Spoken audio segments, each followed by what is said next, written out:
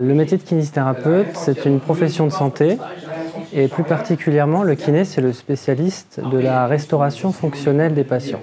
C'est-à-dire qu'il va permettre à tous les âges de la vie de concourir à la récupération des fonctions qui auraient pu être altérées.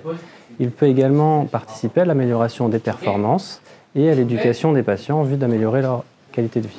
Alors en kiné, il y a différents domaines de spécialité. Si on prend le mien, moi je suis plutôt spécialisé en pédiatrie. Après il y a la possibilité de s'occuper de la personne âgée, de se former sur les problèmes de dos, plutôt sur de l'ergonomie, les problèmes vestibulaires, sur les problèmes neurologiques, enfin urogynéco aussi, qu'on a de plus en plus. Le métier de kiné peut s'exercer dans différents lieux, notamment en cabinet libéral, ce qui se fait le plus. Souvent, on a 80-90% de nos étudiants qui finissent en cabinet libéral. Aussi en activité hospitalière, notamment dans des CHU, dans des hôpitaux, dans des centres de rééducation fonctionnelle. Possibilité aussi de travailler en tant qu'intérimaire. Dans des maisons de santé, dans des CPTS, dans plusieurs lieux, et possible aussi d'avoir une activité mixte comme la mienne et ceux d'autres formateurs, où on va avoir une activité à l'école et une activité en cabinet en parallèle.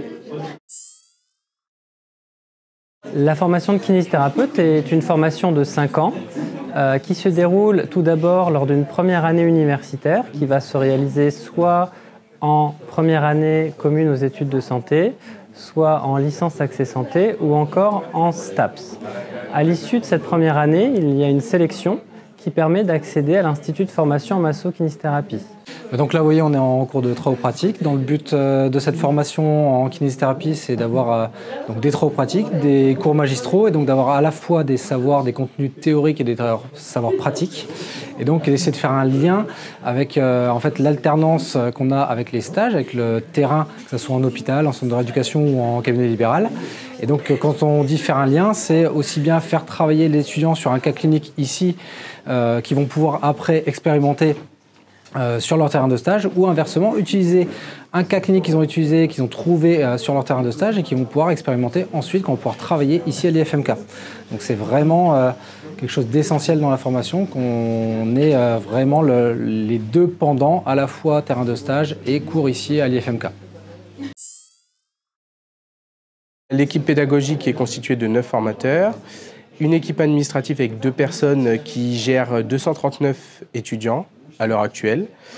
Concernant l'équipe de formateurs, il y a des profils variés, plutôt profil salariat hospitalière avec des cadres de santé et un doctorant. Il y a également des kinés, des formateurs avec un profil libéral, avec une activité à mi-temps à l'école, donc en tant que formateur salarié, et une activité libérale dans leur cabinet en parallèle. Cette diversité, ça permet notamment une cohérence dans la qualité des cours donnés.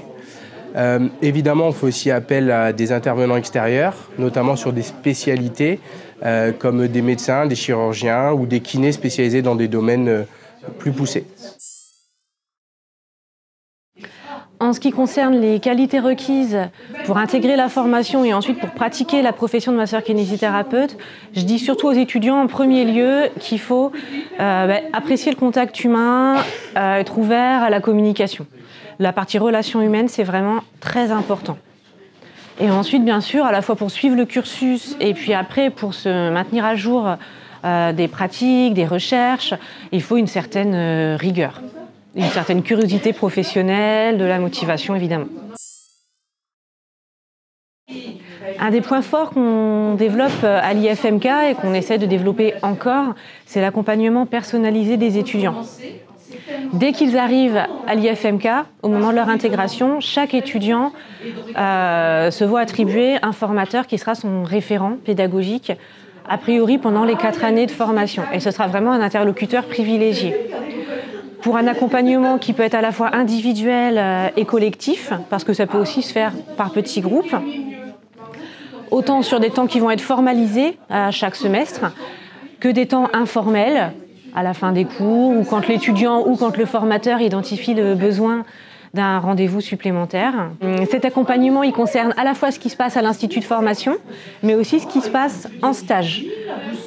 On peut être amené à se rendre sur les terrains de stage en cas de difficulté. Et de tous les cas, même si on ne s'y rend pas, les étudiants peuvent nous joindre et on peut échanger à tout moment.